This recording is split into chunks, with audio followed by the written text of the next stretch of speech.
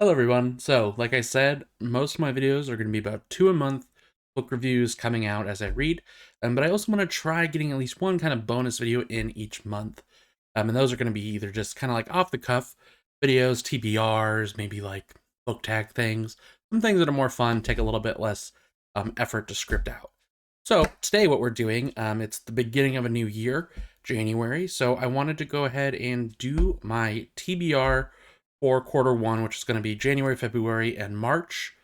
I'm just going to give you guys an idea of what I'm thinking about reading, the things I have planned to read over the next couple months. So let's go ahead and get started. I have about 7 books here. That first one is going to be Passing by Nella Larson. You can see this is again, really, I love these Penguin Vitae editions. They're really great. I love the cover art. They're hardcover, which is nice and more durable. A lot of them are packaged with really great introductions and forwards by scholars commenting on the work. And I like a nice little hardcover. But Passing is a book that came out in 1929, I believe. And it kind of deals with the idea of two black women in the 20s or 30s. And one of them, from a young age, started passing as white, marries a white guy who's a super racist, apparently. And then she, through twist of fate, runs into an old friend who she used to know in Southside Chicago, she grew up with, who decided not to pass, but could have, I guess. And so it's like exploring those two different paths, kind of. I don't know a whole lot about it. But I was intrigued, and I know it was made into a movie, which I think is on Netflix now. And I thought it'd be interesting to read the book, because it is a classic. I've heard of it before. And then I could do as like a bonus video, watch the movie and kind of talk about how they're different, how they convey the same messages, things like that. Thought it'd be fun. So that's the first one. Our second one is The Great Gatsby. Again, Penguin Vitae edition. Like I said, you can see similar kind of cover art. They're just small, compact, nice little hardcovers. And this version of Gatsby comes with a really good introduction by Min Jin Lee, who's the author of Pachinko, kind of contextualizing Gatsby in modern America and how it still has impact, which I think is great. I love Gatsby. I've had to read it probably 15 or 20 times at this point in my life. In high school, I read it once. I had to read it 4 or 5 times in college. I think I've read it 2 more times since then for pleasure. And I taught 11th grade for 4 years, and we read Gatsby every single year in the spring. The spring semester, at some point, we would read Gatsby, and I thought it would be really fun. This year, I'm not teaching high school. I've transitioned to a middle school role, so we won't be reading Gatsby. But at this point, it's really grown on me. In fact, in my master's program in the critical theory class, it kind of was an overview of different schools of critical theory or lit theory. The book that we were given, each chapter goes over a literary theory, a school of thought, and basically explains what it is and goes into who's important in the field. And then in the second half of the chapter, they use the Great Gatsby and they look at Gatsby using each of the lenses that are presented in the book, which I think is a really fascinating way to write a textbook like that. But it basically just assumes that you obviously are familiar and comfortable with Gatsby, because it is that quintessential kind of American novel. So I can't go a year without reading Gatsby, so I'm reading it early. We also have Naomi by Junichiro Tanizaki. Get my hand out of the way. Who is a Japanese author, super famous. He wrote basically a long essay called oh dang, In Search of Shadows or In Defense of Shadows or something like that. But it's about kind of the aesthetic sensibilities of Japan versus the West. And I had to read it in college, and it was amazing. And I loved it. And I've had this since then. I bought this book years ago to read because I was really interested in what more of his novels would be like, versus an essay. And I just have never gotten around to it. It's on the shelf, and I've always mean to read it, and then I never do. And so this year's the year. I'm pulling it off. I'm reading it. Um, yeah, so I'm really excited to read more Tanizaki. I was introduced to him and Kawabata at the same time, who's another Japanese author, who is fantastic, and I'll probably be reading more of his stuff this year as well, just not in this first quarter. All right, now we have The Yiddish Policeman's Union by Michael, maybe say Chabon, whatever. Um, so this book I read The Amazing Adventures of Cavalier and Clay years ago, and I thought that was really interesting. Same author. Um, and I read a book by this guy as well. There was like a collection of essays on what it means to be a man in the modern world that I also thought was really interesting. And then this book has always been on the radar because I think this is his most kind of famous or well accepted, best critiqued kind of literary fiction novel. And it's been on my radar for a while. I've just never picked it up until recently. A friend went out of their way to text me and tell me how weird and bizarre, but ultimately how great they thought it was. And so this friend very rarely makes book recommendations. They're pretty busy. So when they go out of their way to tell me about something they read, um, I almost always am going to pick it up because it's very rarely do they steer me wrong. And so I'm super excited for that. I bought it. I've had it for a while, late last year. Now it's time to get to it. Okay, then next up, we have Helter Skelter, the true story of the Manson murders. I don't read a whole lot of nonfiction. Here and there I do. I'm mostly a novel literature guy, but I do want to read some more nonfiction. Also, I was watching Once Upon a Time in Hollywood with my dad, because my dad refuses to watch movies on his own. And he says that he doesn't like watching movies, but then when we sit down, every time he visits or we hang out for more than like a day or two, we'll end up watching a movie and he ends up always having a really good time. So I don't know what the deal is. But uh, I realize I don't really know anything about the Manson murders. I know the general idea of what happened. I don't know any details, timelines, anything like that, really. And it seems to be kind of like this watershed moment in American history, at least for how people perceived the country within, like how the self perception of Americans, I guess, at that point. So I think it'd be really interesting to learn more about it. And so this is sort of like when you look up which books are about it, this is like the definitive one. Now I know people are like super into true crime, super into that kind of thing. So that may come out there's like serious flaws. I know that can happen a lot. It's the way information is presented. So you'll have to let me know. But in the quick Googling I did, this was like the one to read about the Manson murders. I have two more, but these ones are big boys, big chunkos. We have The Books of Jacob by Olga Tokarczuk. This I got from Book Depository. You can see the thing because I really like their edition, and it's not out yet in the U.S. I don't think. It comes out early this year, but I like this cover a lot more. I know that seems weird because it's like literally just blue, but something about it, I like this aesthetically. It's pleasing.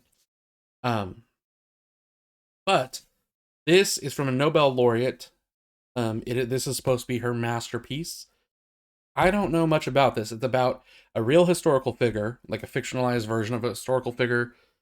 At least I'm pretty sure it was a real person. Where are we? Jacob Frank, something like that. But basically, it's the mid 18th century. New ideas are beginning to sweep the continent of Europe. A young Jew of mysterious origins arrives in a village in Poland. Before long, he has changed not only his name but his persona.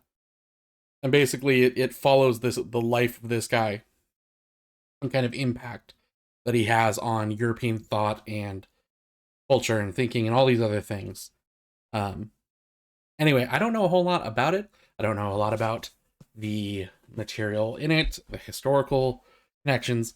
What I do know is that I used to watch a lot of this YouTube channel called Baz Pierce, who is a book reviewer, Irish kid, who is since like he doesn't really make videos anymore. He's grown beyond that, but he still, I think, does like freelance critic writing. for the Irish Times and other pieces, and he tweets a lot, and he's very snarky and likes very few things. And I always think it's interesting if he says something is super good to read it. I don't always agree, but I always think it's interesting. And so he was tweeting a lot about reading this and seemed to be very positive on it. And so with almost no other knowledge, I thought, sure. Also, this is sort of the year where I want to tackle more large books. I'm going to get into this, I think, in a video in February, one of the bonus videos, but I always put this pressure on myself to read a certain number of books. A lot of you guys are probably Goodreads people too. And, you know, at the beginning of the year, you set the number for your challenge. And I try to average a book a week. So it's around 52 every year. Last year, or in 2020, obviously a lot of time.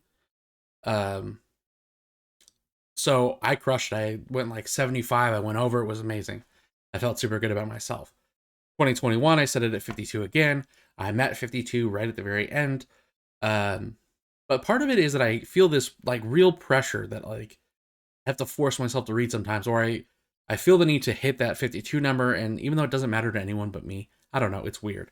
But because of that, I have to stay a book a week. And sometimes like this, I am not going to read in a week. At this stage in my life, I'm 30 years old. You know, I'm married. I have other things I need to do. I'm a homeowner. I've got to do other things. I have other interests. So I'm not going to read like 6 hours a day every day. I'm not going to even probably get 2 hours a day every day. I usually try to carve out about an hour a day to read. And I'm not a particularly fast reader. I'm stealing all my own content. Basically, I want to read more big books. We'll talk more about that next month. And then my final book on my TBR for quarter one is The Book of Form and Emptiness by Ruth Ozeki. So if you don't know who she is, she kind of burst onto the scene or however many years ago, a couple years ago, with her book, A Tale for the Time Being, which I think was shortlisted or longlisted for the Booker Prize, which is a fantastic book. Her books are always very strange, and when you read the synopsis, they're bizarre. I'm going to go ahead and read you the synopsis of this. 1 year after the death of his beloved musician father, 13-year-old Benny O begins to hear voices. The voices belong to the things in his house: a sneaker, a broken Christmas ornament, a piece of wilted lettuce. Although Benny doesn't understand what these things are saying, he can sense their emotional tone. Some are pleasant, a gentle hum or coo, but others are snide, angry, and full of pain. When his mother Annabelle develops a hoarding problem, the voices grow more clamorous. At first, Benny tries to ignore them, but soon the voices follow him outside the house, onto the street, at school, driving him at last to seek refuge in the silence of a large public library, where objects are well behaved and know to speak in whispers. There, Benny discovers a strange new world. He falls in love with a mesmerizing street artist with a smug pet ferret, who uses the library as her performance space. He meets a homeless philosopher poet who encourages him to ask important questions and find his own voice amongst the many. And he meets his very own book, a talking thing, who narrates Benny's life and teaches him to listen to the things that truly matter. With its blend of sympathetic characters, riveting plot, and vibrant engagement with everything from jazz to climate change, to our attachment to material possessions, The Book of Form and Emptiness is classic Ruth Ozeki. Bold, wise, poignant, playful, humane, and heartbreaking.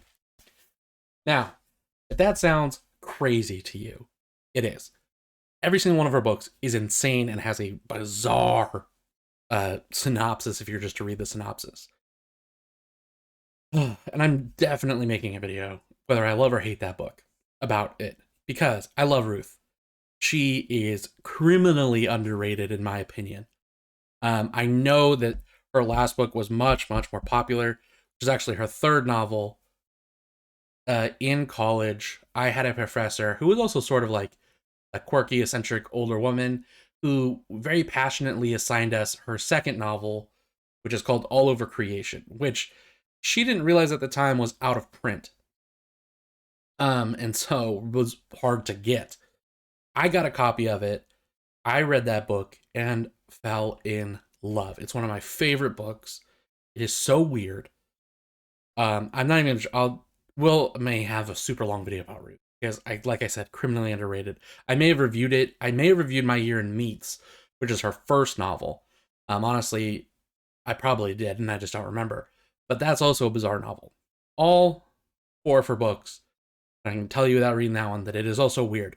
But they always end up having really deep, um, like ideas about philosophy, what it means to be human, love, relationships, how we're connected to other people, um, material possessions, environmentalism.